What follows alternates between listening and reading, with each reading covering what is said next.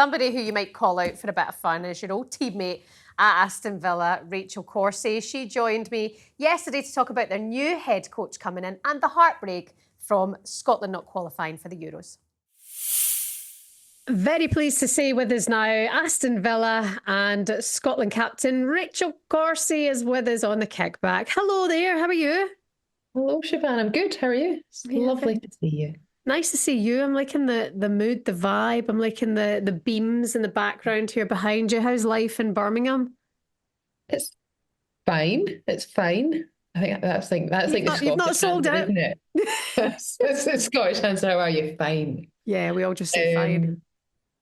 No, do you know what? Today I was back actually on the grass today. My boots were on, which was a nice feeling. So things are fine. Yeah, things are going. They're progressing. I would like to be back playing football a little more than I have been of late. So, but we're getting closer. So, how long has this duration been? This injury, Rachel?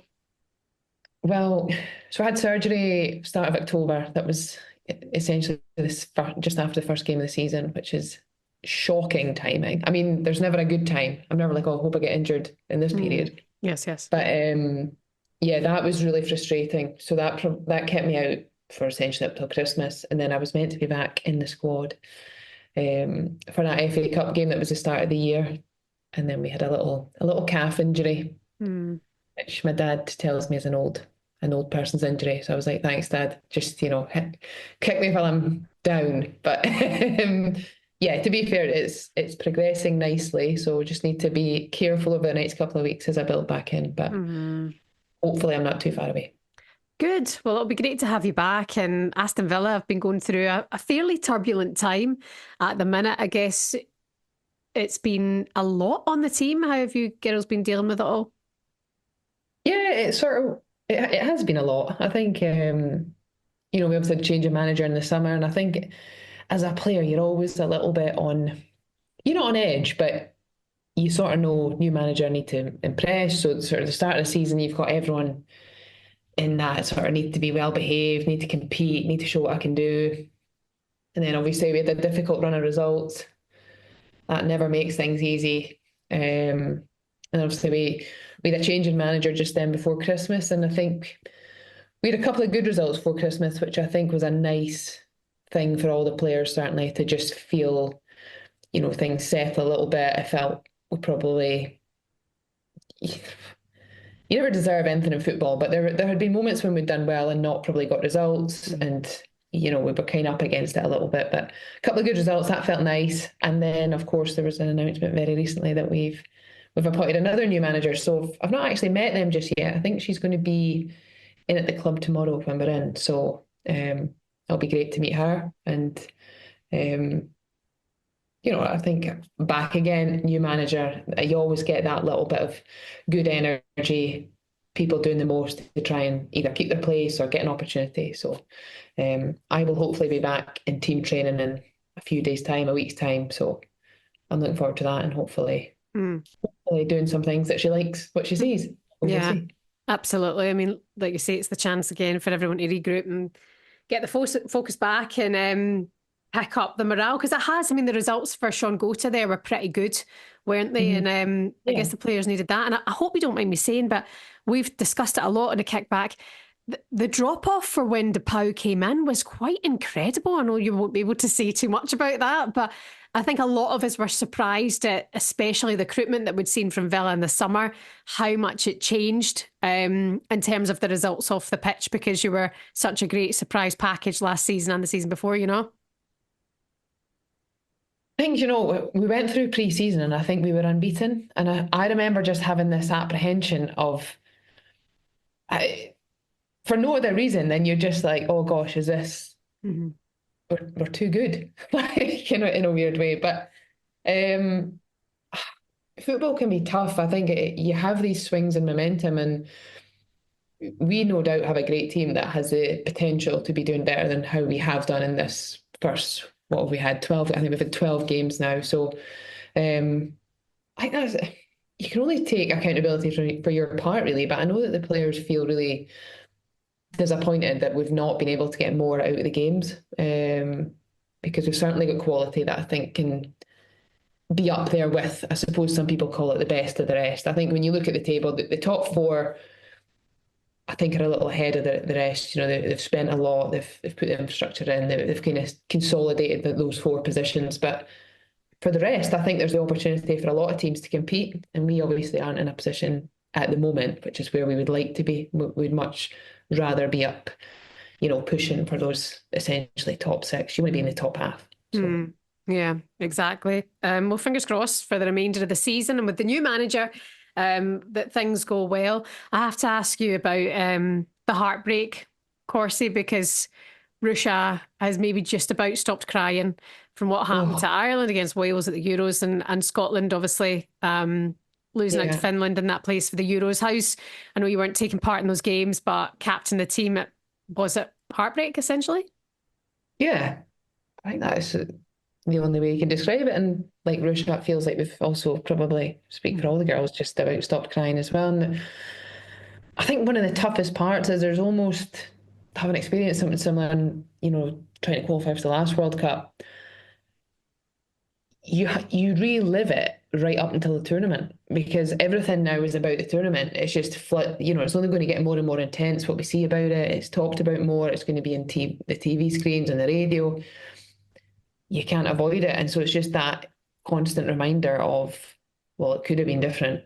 And I think for both of us, you know, Scotland and Republic of Ireland, having had the experience of being at a major tournament, you now know what it's like. You want to get back there, but it is really difficult. There's a lot of teams, I think, in Europe at the moment that sit in that same category. And it comes down to these one-off games, or obviously it was a playoff. It was two games, it's two legs, but it's so tough because I think a lot of teams can beat one another on their day. So then it's really just down to who performs, who takes the chances. I mean, in that away leg against Finland, their centre back scored from it must be 30 yards. Mm-hmm. You're thinking, I don't know that she'll ever score from 30 yards ever again. And I'm not being disrespectful to her at all. It was a great strike. But those are like the moments you need on the day. And it's not a lottery sport, but you just hope that your team can find a way to have those big moments on that day. And of course, that's not always the case. And yeah, it's rubbish. It's really rubbish. But there's Nations League now, and the games come around quickly. We're just 2 weeks away, are we, from the next window? So you've got to pick yourself up and go again because it's now immediately important that you have a good Nations League because it then affects the qualifying that happens again for the next tournament. So a new manager once again. There's somebody else to impress at Corsie. You'll be out in you'll be dolled up to the nines and dressed to the high heavens with all this impressing we have to do. Need to start taking my makeup bag to everywhere I go. It's not what I meant, but you know, there's a lot of people we need to impress at the minute. It's feckin' hard work. I know. Do you know what? That was both the Scotland manager and Villa manager. That all happened over the course of the same week, so that was also a lot of stress at the end of last year. But yeah, actually, I spoke to Mick McArdle last week, which was really nice to just speak to him. I'd met him before because he's obviously had a role within the SFA looking after the girls and women's programme and heading that up, and he's been away with the 23s, and I know people that have worked with him in that capacity too, and everyone I speak to has something really positive to say, and I think that's good, but I think we just need good energy because I think we have a really good group. I think we have a really good environment and atmosphere around camp. There's a lot of players now with a lot of experience and feel good coming into the environment, feel like they can be themselves and perform. We need that. Yeah. So hope he can just fine tune those things and find a way to get the best out of the players and the staff. And it'd be great to get a couple of big results with Netherlands, Germany, and Austria. So we've got some spicy games. Absolutely. So lots to play for. Absolutely. Listen, I just feel that also when I was up in Glasgow the couple of days before the second leg of the playoff, considering that the second leg the girls played exceptionally well, it's like Scotland also need that major tournament again to progress with the fan base, you know, to move that up a next level. You know what it's like playing down in England. You know what it's like with all your friends here in the WSL and the way it's taken off here in England. Like you want it so much now for Scotland to just kind of catch up. And there's the conversations of Rangers and Celtic possibly to the WSL in the future. and if it's like striking now, It is hugely important, I think, and I've alluded to this before. It felt almost like we were out on an island at times because the momentum felt like it was moving in the wrong direction. We didn't qualify for last World Cup. We've not qualified for this Euros. We missed the Euros before that. Like that's three in a row that just feels like a letdown. And naturally, we are both football fans. We started loving football because we're fans. And you know what it's like when the teams go when teams do well, Yeah. you want to be at every game you can possibly get a ticket for. And when the team's not doing so well, other things start to just be appealing too. So, I think for Scotland, we need to have a run of results that draws everyone back in. And I know then the trickle down effect it has on girls and women who like sport, who like football. It's a societal thing. I think sport brings a lot to the world that's a good thing. And it'd be great if we could get on a good run and just bring everyone back together and get crowds moving in a really positive direction and get people to the games and get people behind us. And we all would love it to be like that. Yeah, definitely. Everything crossed, and let's push for 2027. Says the half Irish Scottish person with the most Glaswegian accent. I've always got my Scotland pants on, as well as Ireland, and I was so heartbroken for you both.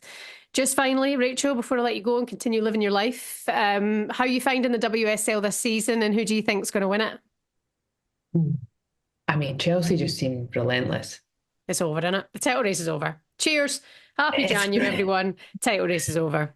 It's going to be really tough to catch them. I think they're very, very impressive. And even just the result of the weekend against Arsenal, I think I didn't see all the game, but it just felt like a very Chelsea performance. I thought they were good in large spells, but like Chelsea win 1-0. Like, of course they did. It could have gone either way.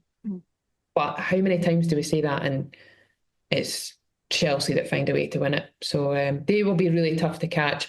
I would say, though, I think Man United feel like they've got some good form. I've seen a lot of them recently, and I think that probably deserves some credit to just see them getting some good results. But it's going to be tough. I mean, Champions League is going to be tough. Like, one of those teams is going to miss out in Champions League, and they all probably feel there's a lot of pressure to get it. Yeah. So it's really, I think the WSL's in a really good place. I think a lot of teams are doing a lot of good things. So I'm loving it. All right. Other than I'm not able to play, but I'm loving it. Yes, it's a slight problem, but we'll be back there soon. Listen, you keep impressing. You impress me all the time. And enjoy being back to it. God bless you. And if you could put in a word to the new manager for your mate Rusha, I mean, she's currently available, looking for, I think, her 48th club, we think. So if you want to just nudge, Achilles injured ridden. Well, this wouldn't even be a new club for Rush because she's been here, so it'd just be like a welcome back. It's like a return. Turn. So you're like, I'll put a word in.